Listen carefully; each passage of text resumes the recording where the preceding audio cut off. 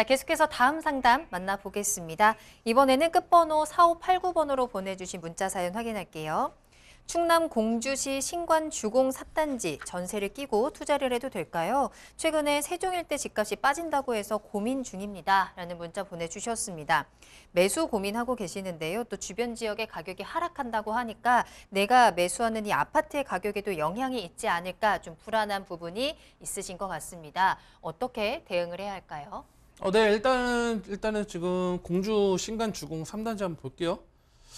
자, 일단은 1990년도 지어진 아파트고요. 90년대 좀 작성을 할게요. 90년도 지어졌고, 자, 층수가 상당히 좀 괜찮습니다. 6층으로 되어 있는 건물입니다. 6층 건물로 지어졌고, 일단은 저는 좀 점수 주는 게 주공 아파트 저층 주공이다. 자, 저층 주공이라는 것 자체가 좀 저는 메리트 있다고 좀 보고 있습니다. 왜 그러냐면 과거 경기도권을 보면 평택일 때도 보면 저층 주공 아파트들이 있어요. 주공 아파트들이 재건축하면서 상당히 용적률이나 또는 주공 아파트 같은 경우 상당히 과거에 지은 주공 아파트는 상당히 좀 넓은 부지를 갖고 있는 뭔가 대지를 많이 보유한 것들이 있다 보니까 상당히 수익성이 많이 괜찮았습니다. 자, 여기 같은 경우는 뭐 대지까지 보지 않겠지만 상당히 좀 주공 아파트는 봤을 때는 자, 15개 동에 상당히 규모가 700세대 정도 있다고 보고 있는데, 자, 일단은 좀 여기 공주만 본다고 하면 제가 일단은 뭐 정확하게 말씀드리기는 어렵고요.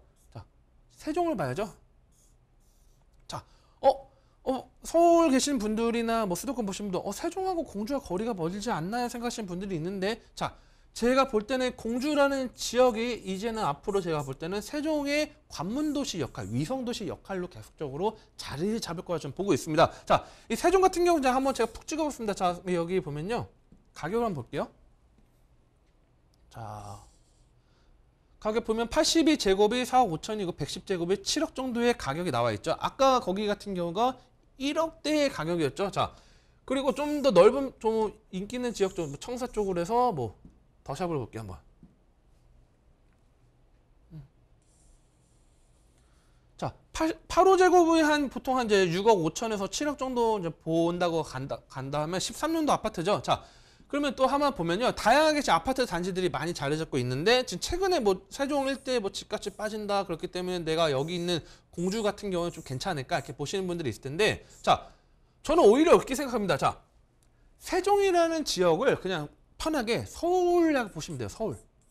자, 충청남도에서 서울을 보고, 자, 이 공주라는 지역은 제가 볼 때는 굳이 비유를 하는 겁니다. 억지로 비유를 한다 볼 수도 있긴 하겠지만 이 지역을 좀 한 성남이라고 보시면 될 것 같아요. 성남 지역 정도. 어느 정도 거리는 있지만 어느 정도 세종에서 출퇴근하신 분들, 높은 집값에 어려우시는 분들은 당연히 이쪽 출퇴근하는 분들이 있을 거고, 실제 지금 이 지도를 봐도요. 자, 새로운 아파트들이 계속적으로 지금 지어지는 게 눈에 보이죠. 지금 보면 택지 개발이 지금 되고 있는 게 보이죠. 자, 이런 지역이 개발이 되고 있고, 자, 택지 개발이 되고 아파트가 새로 들어온다 그러면 이 지역 가격이 매우 싸게 자리 잡지는 않습니다. 실제 보면요. 자, 여기 같은 경우도 벌써 지금 96제곱 3억 7천에서 보면 이제 4억 9천이죠. 무슨 말이냐면 일반적인 토지값이 기준으로 잡지만 우리가 집값이라는 건 토지값과 함께 이 건물 공사비가 들어가겠죠. 공사비가 들어가고 그다음에 뭐 기업들 건설사들이 이윤이 좀 들어갈 겁니다. 이윤이 들어갈 텐데, 자, 토지값은 계속적으로 오르고 있죠. 그리고 이 공사비 같은 경우도 계속적으로 오르고 있죠. 자, 이 상황에서는 당연히 신규의 아파트를 짓는다면 과거 예전에 자리 잡고 있는 신강 주공 이쪽 주공 아파트 같은 2단지 3단지든 4단지든 이런 아파트 대비했을 때 가격이 높게 들어갈 수밖에 없다는 거죠. 반대로 말하면 뭐냐면 부동산이라는 거는 어떤 특정 지역에 특정한 그걸 넣고 넓게 본다고 하면요. 높은 가격에 형성되어 있는 가격이 있을 거고 낮은 가격에 형성되어 있는 그런 집이 있을 겁니다. 자, 그렇다면 물이라는 거는 어떻게 되죠? 점점 흘러가고 여기는 좀 더 차면서 점점 어느 정도 수평이 맞춰지겠죠. 물론 위에서 아래로 물은 흐르겠지만요. 똑같습니다. 부동산이라는 것도 높은 가격에 자리 잡고 있는 것들이 아까 빠진다고 하더라도 이 지역 공주 일대 가격 같은 경우는 상당히 메리트가 있기 때문에 어느 정도 계속적으로 가격이 올라갈 수밖에 없는 구조고, 자, 두 번째는요. 자, 제 1억대죠. 1억대. 자, 우리가 1억에서 2억 구간 제가 말씀 많이 드립니다. 1억에서 2억 가는 구간이 있고요. 그 다음에 2억에서 뭐 한 4억 가는 구간이 있다고 할게요. 자, 수익률을 봤을 땐 둘 다 100%죠. 100%인데 어느 게 더욱더 빠르게 진행될 수 있을까요? 거의 다 1억에서 2억으로 넘어가는 구간들이 계속적으로 빠르게 상승할 수 있습니다. 특히 여기 같은 경우는 전세가 5천 내에 뭐 1억, 물론 리모델링을 해야 되는 것들이 있을 겁니다. 분명 90년대 아파트다 보니까 리모델링 안 되는 거나 그런 것들 아무래도 리모델링을 해야지 안정적인 임대를 받겠지만 소액으로 투자 가능한 거와 함께 그 다음에 공주 내에서도 보면요. 뭐 자, 국립대학교 자리 잡고 있죠. 뭐 공주대학교 자리 잡고 있고요. 그 다음에 좀 아까 뭐 있었죠? 그쵸.